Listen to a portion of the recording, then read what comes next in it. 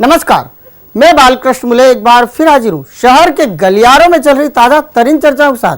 आइए सबसे पहले बात करते हैं जिले के प्रभारी मंत्री यानी गोपाल भार्गव की। नेताजी जो भी करते हैं बड़ा ही सोच समझकर करते हैं और बात बड़े नेता से जुड़ी हो तो फिर और भी एहतियात बरती जाती है। कुछ ऐसी ही चर्चा हो रही है जिले के प्रभारी मंत्री यानी गोपाल भार्गव के इंदौरी दौरे के बाद। मंत्री जी आए और चले भी गए, न कोई गिला न कोई शिकवा। प्रभारी मंत्री की इस शांति यात्रा को लेकर पार्टी दफ्तर के गलियारों में चर्चा है कि यह कैसा आना और फिर चले जाना, बगैर अपनों का फायदा करे कुछ इस तरह चले जाना कार्यकर्ताओं को रास ही नहीं आ रहा है। इंदौर जिले के प्रभारी मंत्री गोपाल भार्गव इंदौर आए, अंत्योदय मेले में शिरकत की और वापस लौट गए। सत्तासीन पार्टी की नगर इकाई के नेता चाहकर भी ऐसा कुछ नहीं कर पाए कि वो मंत्री जी के रहते कुछ झांकी मंडप जमा सके। दरअसल पार्टी में ऐसे ढेर सारे नेता हैं जो चुनावी साल में झांकी मंडप के आयोजन में हमेशा हिस्सा लेते हैं। जब जब प्रदेश अध्यक्ष नरेंद्र सिंह तोमर इंदौर आते हैं या फिर प्रभारी मंत्री गोपाल भार्गव शहर आते हैं तो ढेर सारे नेता उनके पीछे हो लेते हैं। लेकिन इसके लिए भी इन झांकीबाजों को बीच में एक असल नेता भी लगता है। अब की बार प्रभारी मंत्री आए लेकिन सारे असल नेता नदारद ही रहे। नगर अध्यक्ष से लेकर विधायक तक दिल्ली में थे तो अंत्योदय मेले से लेकर प्रभारी मंत्री जहां जहां पहुंचे माहौल सुकून भरा ही रहा। पूरे दिन हवाइयां उड़ती रही। प्रभारी मंत्री स्थानीय नेताओं के गिले शिकवे सुनने से भी बच गए। मंत्री जी को न तो पार्टी कार्यालय जाना पड़ा और न ही विधायक उनके साथ दिखाई दिया। इस सबके बीच एक नजारा कैमरे में जरूर कैद हो गया जब कांग्रेस विधायकों ने ये देखा कि प्रभारी मंत्री के साथ कोई अपना ही नहीं है तो वो मंत्री को अपना नेता मान बड़ी देर तक उन्हीं के साथ प्रोटोकॉल निभाते कैमरे में कैद हो गए। विधानसभा क्षेत्र क्रमांक 2 के भाजपा नेताओं को किसी भी अवसर को भुनाने का तरीका बखूबी आता है। प्रदेश के उद्योग मंत्री कैलाश विजयवर्गीय हो या फिर उनके सिपा सालार कहे जाने वाले विधायक रमेश मेंदोला इस काम में सबसे ज्यादा माहिर कहे जाते हैं। यही दो नेता है जिनके गृह क्षेत्र में सबसे ज्यादा धार्मिक, सामाजिक और सांस्कृतिक के साथ साथ खेलों के आयोजन होते रहते हैं। हाल ही में संत कनकेश्वरी देवी की भागवत कथा के आयोजन के साथ ही उनके जन्म दिवस पर ऐसी धूम मची कि सभी की आंखें फटी की फटी रह गई। अब विधानसभा क्षेत्र क्रमांक 2 के आयोजन पूरे शहर भर में चर्चा के विषय बने हुए। आखिर इस बार क्षेत्र के लोगों को दो सौगातें जो मिल गई है। शहर में सबसे ज्यादा धार्मिक, सामाजिक और सांस्कृतिक आयोजन किस विधानसभा क्षेत्र में होते हैं तो इसका एक ही जवाब मिलेगा। विधानसभा क्षेत्र क्रमांक 2 में नवरात्रि, गणेश उत्सव, माता जागरण, अलग अलग समाजों के सामूहिक विवाह और अंतर्राष्ट्रीय स्तर की कुश्तियों के साथ ही यहाँ वर्ष भर कुछ न कुछ आयोजन हो ही जाते हैं। फिर वो सर्व वैभव लक्ष्मी महायज्ञ हो या फिर किसी बड़े गायक की भजन संध्या या फिर किसी बड़े कीर्तनकार का कीर्तन। इन सभी आयोजनों में पर्दे के पीछे कैलाश विजयवर्गीय तो पर्दे पर दादा दयालु यानी विधायक रमेश मेंदोला रहते हैं। हर आयोजन में हमेशा एक ही टीम काम करती है। 2 नंबरी आयोजन को सफल कराने का जिम्मा सभापति राजेंद्र राठौर के अलावा मुन्ना लाल यादव, चंदू शिंदे और उनकी पूरी टीम के माथे होता है। यह टीम किसी भी अवसर को भुनाने का माघा रखती है। विधायक के दिमाग में सब कुछ पहले से रहता है लेकिन वो हर बात समय आने पर करते हैं। क्षेत्रीय भाजपा नेताओं को ये अच्छे से आता है कि कब कौन सा आयोजन हो और पूरे शहर में चर्चा का वो विषय बन जाए। खास बात तो ये है कि आसपास के विधानसभा क्षेत्रों के लोग भी यहीं से शिक्षा प्राप्त करते हैं लेकिन कभी शिक्षित हो ही नहीं पाते। हाल ही में क्षेत्र में संत कनकेश्वरी देवी की भागवत कथा का आयोजन हुआ और कथा के समापन अवसर पर उनका ऐसा जन्मदिन मनाया गया कि सारे विख्यात पंडितों की पंडिताई धरी की धरी ही रह जाए। माँ के जन्मदिन पर दादा ने क्या क्या किया ये तो अब धीरे धीरे ही पता चल रहा है। माँ कनकेश्वरी के जन्म दिवस पर कैलाश खेलाए, आधी रात के बाद आतिशबाजी भी हुई। माँ ने अपने सभी लालों को आशीर्वाद दिया। अगले दिन इलाके को माँ के नाम से एक रेन बसेरा भी मिल गया। एक ऐसा स्कूल भी मिल गया जिसकी जर्जरता हर साल मीडिया की बड़ी सुर्खियां हुआ करती थी लेकिन अब वो सही रूप में निखर कर आया है तो मीडिया भी नजरबद देखने को तैयार नहीं। लेकिन हाँ, इस एक रेन बसेरे और एक माध्यमिक स्कूल की सौगात की चर्चा पूरे इलाके में हो रही है। भागवत से भले ही बड़ों को ज्ञान मिला हो लेकिन माँ के जन्मदिन पर बच्चों को नया स्कूल और वृद्ध जनों को रेन बसेरा तो मिल गया। इसे कहते हैं आम के आम और गुठलियों के दाम।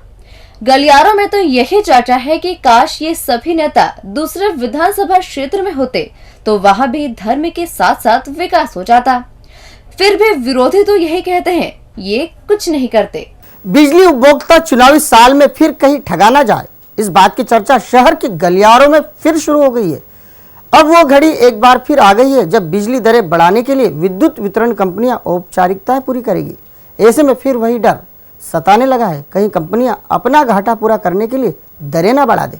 ईमानदार बिजली उपभोक्ताओं के सिर पर फिर तलवार लटकती दिखाई दे रही है। विद्युत वितरण कंपनियां 8 मार्च को एक बार फिर उसी कवायद को अंजाम देने वाली है, जिसके बाद बिजली दरें बढ़ना निर्धारित सा होता है। पिछले वर्षों के अनुभवों को ही याद करें तो विद्युत वितरण कंपनियों ने पहले उपभोक्ताओं से आपत्तियां बुलाई थी, लेकिन बावजूद इसके किया वही जो उनके लिए फायदे का सौदा कहा जाता है, यानी कंपनियों ने बिजली दरें तो बढ़ा ही दी। दरअसल कंपनियां ऐसा करके बढ़ते घाटे पर लगाम लगाती है। कंपनियां प्रस्ताव भी ऐसा बनाती है कि उसके बाद उपभोक्ताओं की सुनने समझने वाला कोई न रह पाता। औपचारिकता में कंपनियां केवल उपभोक्ताओं का उपयोग करती है, लेकिन उसकी आपत्ति पर किसी का कोई ध्यान नहीं जाता, जबकि बिजली टैरिफ भी वही मंजूर होता है जो कंपनियां चाहती है। सबसे खास बात तो ये है कि कंपनियों के इस घाटे में वो घाटा भी शामिल होता है जो लाइन लॉस के नाम पर वसूल नहीं कर पाती। बड़ी दरों से उस घाटे को भी पूरा किया जाता है जो कंपनियां दबंगों से वसूल नहीं कर पाती। खास बात तो ये है कि इस काम में राज्य सरकार का रवैया भी उपभोक्ता विरोधी ही कहा जा सकता है।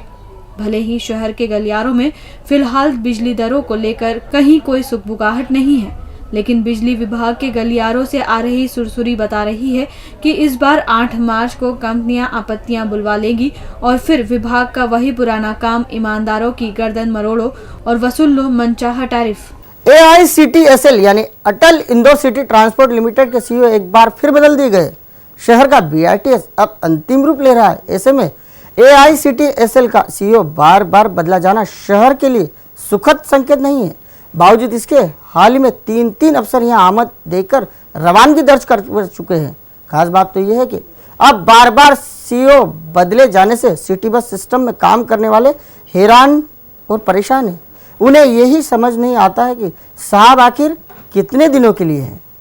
शहर में सिटी बसों का संचालन करना कोई आम बात नहीं है।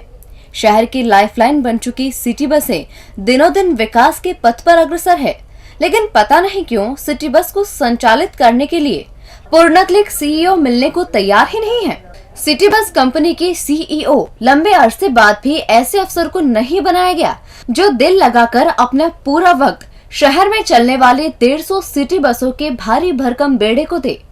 सबसे पहले केवल चंद्रमौली शुक्ला ही एक ऐसे अफसर रहे जिन्हें इस प्रोजेक्ट पर मेहनत करने के लिए फ्री हैंड मिला था, लेकिन बाद में यहाँ जितने भी सीईओ बनाए गए उन्हें अतिरिक्त कार्य के रूप में ही यहाँ तैनात किया गया। सबसे खास बात तो यह है कि अब तो इस पद पर कोई काम ही नहीं करना चाहता। पहले गौतम सिंह की रवानगी हुई, फिर चंद्रमौली शुक्ला आ गए और वो गए तो विवेक श्रोत्रिय जिम्मेदारी संभालने लगे।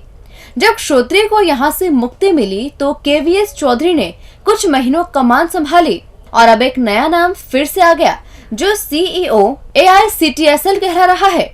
वो नाम है संदीप सोनी का। अब बताइए कैसे चलेगी नई नवेली बसें BRTS पर? चुनाव सिर पर है और जिला प्रशासन है कि बस संचालन की जिम्मेदारी तय ही नहीं कर पा रहा है। ऐसे में बसों के संचालन से जुड़े सारे लोग हैरान परेशान हैं। वो समझ ही नहीं पा रहे हैं कि आखिर नए साहब कितने दिन के लिए हैं। और अंत में बात करते हैं आशा भोसले की। मंगेशकर परिवार का रुख इस शहर के प्रति अक्सर बेरुखा ही रहा है, लेकिन इस बार जब आशा ताई इंदौर आई तो वे जबरदस्त अभिभूत नजर आई। जब इंदौरकरों ने एक साथ खड़े होकर आशा को सलाम ठोका तो आशा भी हाथ जोड़ भावुक उठी। आशा भोसले का जीवन दुखों से भरा पड़ा है। ये बात वे लोग अच्छी तरह से जानते और समझते हैं जिन्होंने 1.5 घंटे तक लगातार उन्हें सुना।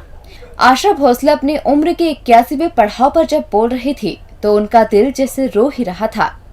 आशा की आंखों से जिस समय आंसू बहे उस वक्त भी ऐसी कोई बात नहीं चल रही थी कि आशा आंसू बहाने लगे, लेकिन फिर भी आशा के आंसू थे कि रुकने का नाम ही नहीं ले रहे थे। आशा इस आयोजन में 10 मिनट तक आंसू ही पीती रही। एक श्रोता को जब ये बात समझ नहीं आई तो उसने आशा भोसले के आंसू थमते न देख उन्हें एक सफेद रुमाल दिया, तब कहीं जाकर आशा के आंसू थम पाए।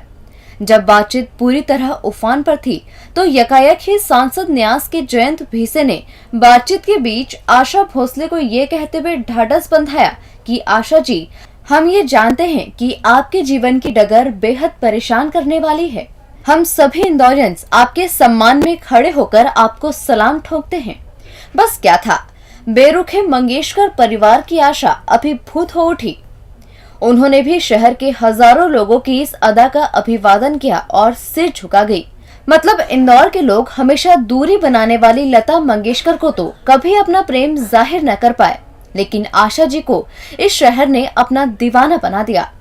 डीजी न्यूज के खास कार्यक्रम गलियारों से को आप यूट्यूब पर भी सर्च कर सकते हैं। गलियारों से के आज के अंक में फिलहाल इतना ही। ताजा खबरों के लिए आप देखते रहिए डीजी न्यूज।